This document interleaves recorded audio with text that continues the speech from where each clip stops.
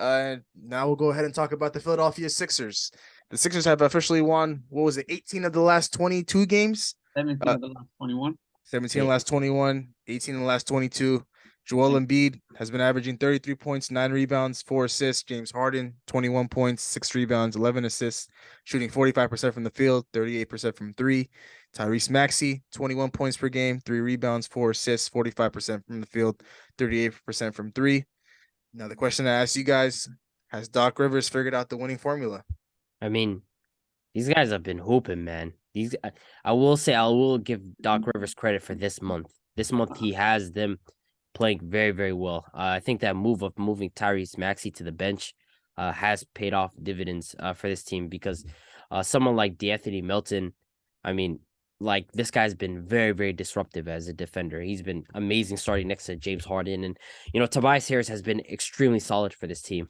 Of course, he's not going to be his max contract worth solid. That's very, very tough to replicate in a team like this, but he's been extremely solid for this team.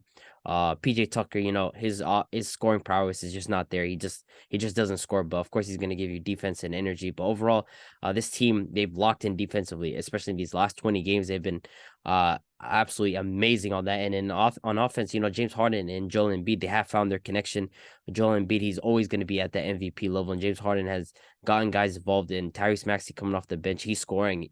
This team's really just a wing defender away. I feel like they still are missing some sort of wing defender, but overall, Doc Rivers has gotten this starting unit down to a T. Tyrese Maxey off the bench has been a huge boost, and so this team it's rolling, man. They came off a 5-game road win streak, and so they've been playing great.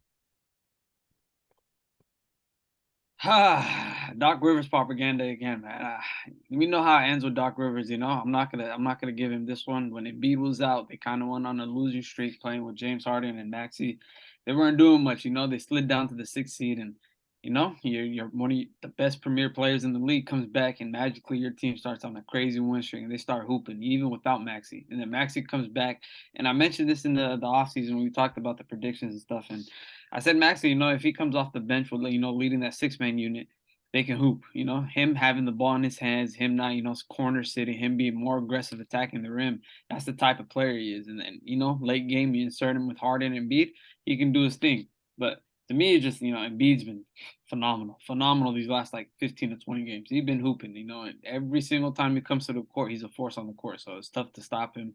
James Harden's having his moments here and there, and then the rest of the team, showing up, filling in, and doing their stuff. So they're hooping right now. So they're second in the East, if I'm pretty sure, sitting at 30-16. They're 4 games or 5 games behind the Celtics. Yeah, 5 games. 5 games. They're not. Yeah, I did confirm they're going to be a top 3 seed in the East. So, it's not too far off. But I'm not going to give this to Doc Rivers. I feel like Embiid just been playing rockers out of his mind. So. A lot for them to do, and I feel like they're going to be contending in the East when it comes to playoff time, but we'll see what happens. I'm going to go ahead and give credit to Joel Embiid in his recent play, of course. It's easy to point the finger at him when he's, stuffing the stat sheet every night, 30, 35 plus, double-digit rebounds, a couple of assists here and there, and just completely dominated the game. But I do got to give Doc Rivers some credit. It's a gutsy move, moving Tyrese Maxey to the bench. But it's paid off. Tyrese Maxey was a guy that I talked about in the preseason in terms of whether, him not being able to find his role and his fit with the starting unit alongside guys like James Harden and Joel Embiid. But for him to, go to the bench and, elevate the second unit and while still playing, his starting minutes, it gives the team a different look. So it's paying off right now for Doc Rivers. So I got to give him credit there. Maybe imagine if that whole benching situation went wrong. It would have been a bad look on Doc Rivers, another knock on his name. But a guy I do have to give pretty much majority of the credit to in terms of this run that the Sixers have been on is James Harden. He's pretty much the engine for the Philadelphia 76ers. And he's also adding in the scoring that they need, the scoring punch. This guy's been putting up numbers, above 20 plus points and double-digit assists. So he's getting his buckets. He's scoring the ball efficiently. And then not only is he scoring, he's getting everybody else involved. So that's including Joel Embiid, including Tyrese Maxey, Tobias Harris, DeAnthony Melton, and their bench guys. So he's really running the offense the way he wants to run the offense, similar to what he was doing in Houston, but with less scoring, just really just dictating the game, controlling the offense, getting the guys the ball in the right spots. And so this is kind of what the Sixers need going into the postseason. They need a guy that, that can dictate the offense, that can control the game outside of Joel Embiid on the perimeter.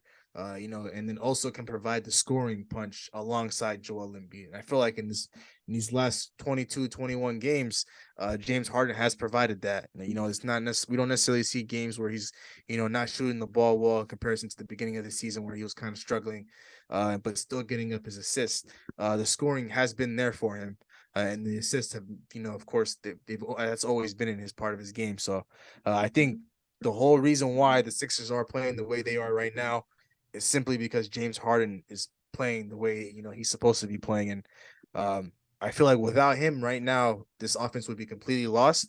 And this guy's the guy that I dislike. Hate is a strong word. I would use dislike. So for me to sit here and give him credit, it definitely took a lot out of me, but I do have to give respect where it's due. And I think, like I said, without James Harden, the 76ers would not be where they're at right now, outside excluding, the Joel Embiid scoring outburst and Tyrese Maxey stepping onto the scene again. This team needs an engine, and this is the reason why they got him, and now it's starting to pay off. We'll see if it's fully paid off come postseason time.